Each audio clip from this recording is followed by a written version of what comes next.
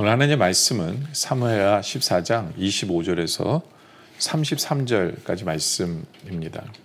온 이스라엘 가운데에서 압살롬같이 아름다움으로 크게 칭찬받는 자가 없었으니 그는 발바닥부터 정수리까지 흠이 없습니다. 그의 머리털이 무거움으로 연말마다 깎았으며 그의 머리털을 깎을 때 그것을 달아본즉 그의 머리털이 왕의 저울로 200세겔이었더라. 압살롬이 아들 셋과 딸 하나를 낳았는데 딸의 이름은 다말이라. 그는 얼굴이 아름다운 여자더라.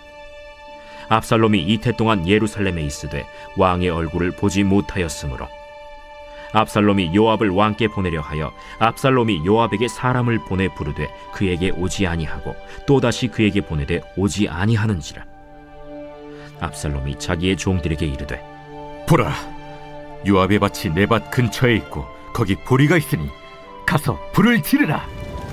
압살롬의 종들이 그 밭에 불을 질렀더니 요압이 일어나 압살롬의 집으로 가서 그에게 이르되 어찌하여 네 종들이 내 밭에 불을 질렀느냐? 내가 일찍이 사람을 내게 보내 너를 이리로 오라고 청한 것은 내가 너를 왕께 보내 아뢰게 하기를 어찌하여 내가 그 술에서 돌아오게 되었나이까? 이때까지 거기에 있는 것이 내게 나았으리이다 하려 함이로라. 이제는 내가 나로 하여금 왕의 얼굴을 볼 수 있게 하라. 내가 만일 죄가 있으면 왕이 나를 죽이시는 것이 옳으니라 하는지라. 요압이 왕께 나아가서 그에게 아뢰매 왕이 압살롬을 부르니 그가 왕께 나아가 그 앞에서 얼굴을 땅에 대어 그에게 절하매 왕이 압살롬과 입을 맞추니라. 25절에 보면 온 이스라엘 가운데서 압살롬같이 아름다움으로 크게 칭찬받는 자가 없었으니 그는 발바닥부터 정수리까지 흠이 없습니다. 아마 성경에서 그 아름다움에 대해서 표현한 것 중에 이 사람만큼 크게 표현된 게 없을 것 같아요. 머리부터 발끝까지 흠이 없이 아름다웠다라고 얘기하죠. 또 26절에 보면 그의 머리털이 무거움으로 연말마다 깎았으며 그의 머리털을 깎을 때에 그것을 달아본즉 그의 머리털이 왕의 저울로 200세겔이었더라. 옛날에는 머리카락이 많은 게 어떤 아름다움의 어떤 심볼이었어요. 근데 머리털이 정말 많았던 것 같아요. 정말 많았던 것 같아요. 그러니까 아버지가 잘생기다 보니까 아름답다 보니까 27절에 압살롬이 아들 셋과 딸 하나를 낳았는데 딸의 이름은 다말이라 그 얼굴이 아름다운 여자더라. 그러니까 식구들도 굉장히 아름다웠어요. 오늘 성경은 우리에게 압살롬이 얼마나 겉으로 아름다웠는가에 대한 이야기를 해주고 있어요. 겉으로. 근데 정말 아름다워야 되는 부분은 인사이드잖아요. 그죠? 압살롬은 그렇지 못한 것을 뒤에 계속해서 보여줘요. 여러분들 아무리 겉으로 아름다워도 속으로 아름답지 못하면 그 인생은 망가져요. 압살롬이 결국에는 아무리 잘생긴 뭐예요?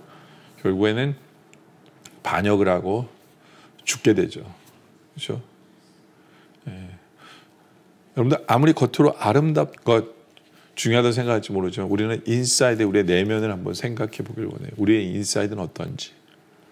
압살롬 같은 경우에 보면 28절에 보면 압살롬이 이태 동안 예루살렘에 있을 때 왕의 얼굴을 보지 못하였으므로 2년 이제 예루살렘 온 지 2년이 됐는데 아버지 얼굴을 안 봐요. 아들의 얼굴을 안 봐요. 여러분들 그러면 어떻게 해야 될까요? 어떻게 해야 될까요?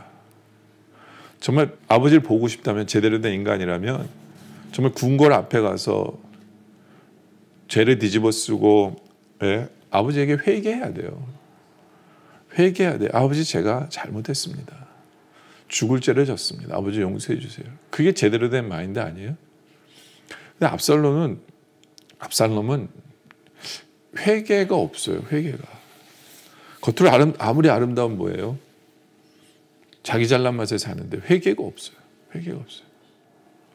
압살롬 어떻게 하냐면 29절에 압살롬이 요압을 왕께 보내려 하여 압살롬이 요압에게 사람을 보내 부르되 그에게 오지 아니하고 또 다시 그에게 보내되 오지 않은지라. 요압을 통해서 아버지를 만나려고 하는 거예요. 요압을 통해서. 근데 요압도 만나주질 않는 거죠. 그러니까 어떻게 해요? 30절에 압살롬이 자기의 종들에게 이르되 보라 요압의 밭이 내 밭 근처에 있고 거기 보리가 있으니 가서 불을 지르라 아니라 압살롬의 종들이 그 밭에 불을 질러요. 이 압살롬의 성격이 여기서 드러나요. 압살롬의 성격이. 그게 뭐냐면 자기가 원하는 바를 이루려면 폭력도 서슴지 않는 거예요. 잔인함도 서슴지 않는 사람이에요. 그렇죠? 불을 질러도 된다라고 생각해요. 예, 그래서 먹는 보리밭에 불을 질러버린 거예요.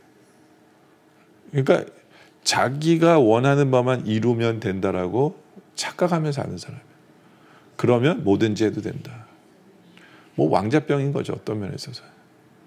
예, 다른 사람의 피해나 다른 사람의 상처나 다른 사람의 아픔은 하나도 보지 않아요. 모든 건 내가 원하는 바만 이루면 된다 라고 생각해요. 그래서 만나기 위해서 불을 지르는 거예요. 네. 그러니까 31절에 요압이 일어나 압살롬의 집으로 가서 그에게 이르되 어찌하여 내 종들이 내 밭에 불을 질렀느냐. 당연히 따지겠죠. 그때 얘기해요. 압살롬이 요압에게 대답하되 내가 일찍이 사람을 내게 보내 너를 이리로 오라고 청한 것은 내가 너를 왕께 보내 아뢰게 하기를 어찌하여 내가 그 수에서 돌아오게 되었나이까. 이때까지 거기에 있는 것이 내게 나았으리라 하려 함이로다. 이제는 내가 나로 하여금 왕의 얼굴을 볼 수 있게 하라. 내가 만일 죄가 있으면 왕이 나를 죽이시는 것이 옳으니라 하시니라. 그렇죠? 왕 보고 싶어서 그랬다는 거예요. 어떤 면에서 어이가 없죠. 요압이 생각할 때 야, 인간이 도대체 어떤 인간이야 라고 생각할 수 있는 거예요. 어떻게 나를 보기 위해서 불을 질러? 불을 질러. 그러니까 자기가 원하는 바를 위해서는 정말 잔인한 짓도 심각한 일도 저지르는 그런 인간이 압살롬이다. 그러니까 얼굴만 잘생긴 뭐예요? 얼굴만 아름다우면 뭐합니까? 속이 문드러져 있는데 속이 다른 사람의 아픔이나 다른 사람의 상처는 생각하지 않고 자기 원하는 바만 이루길 원하는 것. 그리고 무엇보다도 이 말 속에 보면 30절 뒷부분에 보면 내가 만일 죄가 있으면 왕이 나를 죽이시는 것이 옳으니라 하는지라. 이 말이 뭐냐면요. 자기 죄 없다는 얘기예요. 자기 떳떳하다는 얘기예요. 예? 자기 형을 죽였어요. 아무리 복수라고 하지만 자기 형을 죽인 거거든요. 근데 거기에 대한 회개를 압살롬은 한 번도 한 적이 없어요.